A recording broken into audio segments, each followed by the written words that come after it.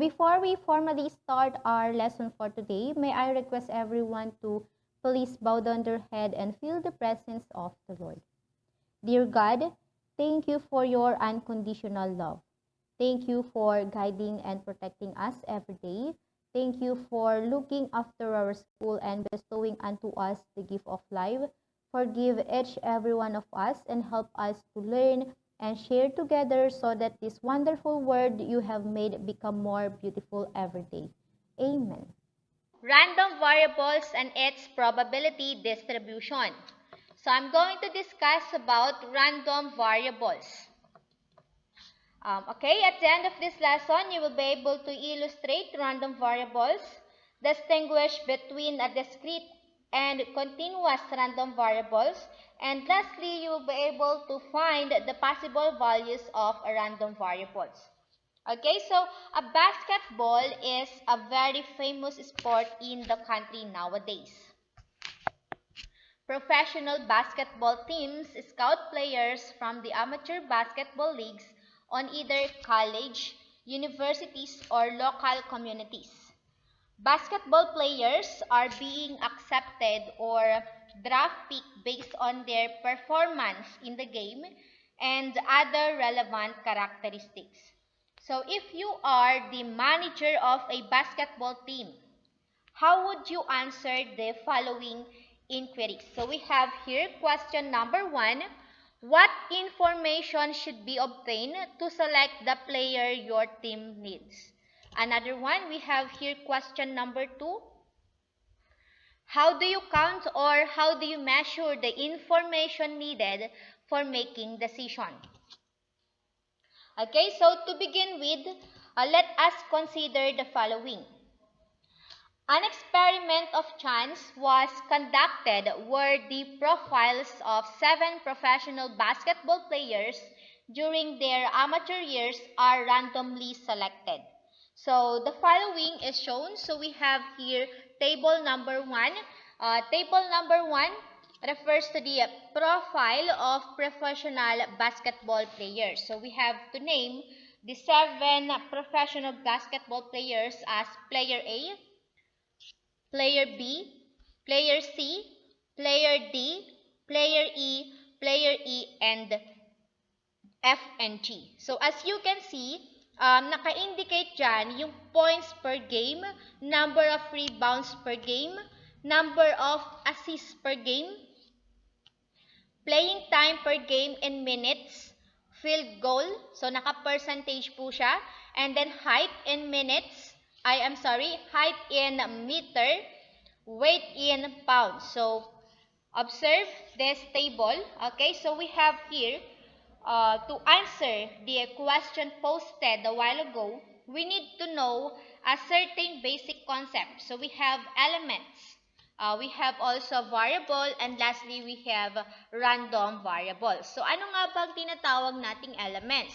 Okay, so elements is the source of relevant information or data. Okay, and if we're going to talk about variable, a variable is the characteristics or the property of the elements, and random variable is a variable that assumes numerical values associated with the random outcome of an experiment where one and only one numerical value is assigned to each sample point.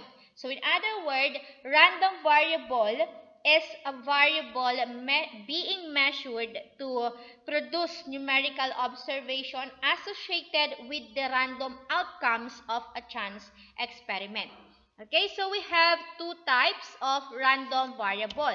So we have here discrete random variables and continuous random variables. Okay, what is a discrete random variables? A discrete random variable are random variables wherein the observed numerical value are produced by counting and assumes whole number only. Okay, so discrete random variable is a countable number of values. So example of discrete random variables are number of sales, number of calls, number of shares of stocks, people in line, and mistakes per page. Okay, so now let's proceed to continuous random variables. Random variable, continuous random variable, these are random variables wherein the observed numerical values are result of measuring and may take on any numbers contained within any numerical values. So in other words, any value along a given interval of a number line. So we have here examples of continuous random variable. The time of tourist stays at the top once she or he gets there. Another example, the length, depth, volume, and time. So continuous is it is the result of measuring and may take any numbers contained within any numerical values. Okay, so let us now apply and illustrate the concept on table number 1.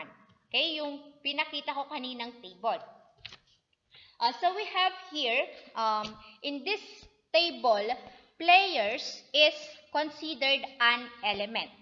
While points per game, number of rebounds per game, number of assists per game, playing time per game, field goal, height, and weight are considered as random variables. So the first three random variables, which are points per game, number of rebounds per game, number of assists per game, these are example of discrete random variables.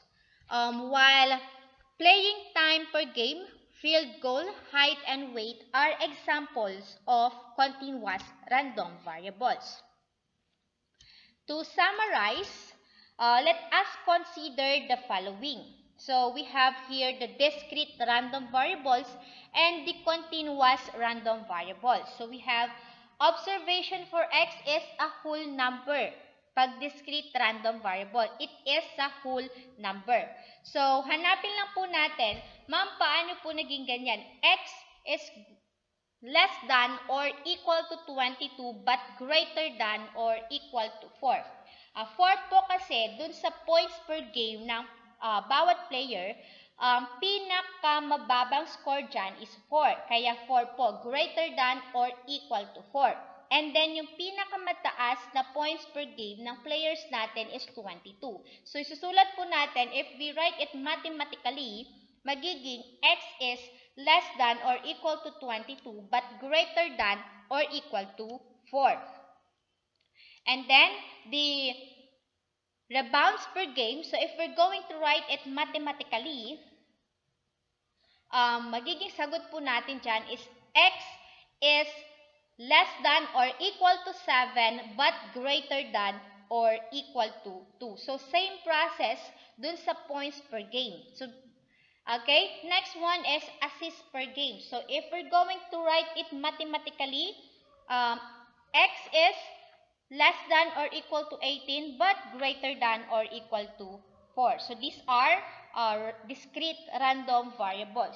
Okay, so now let's proceed sa continuous random variables. So continuous random variables, these are the observation for x in any point within the range.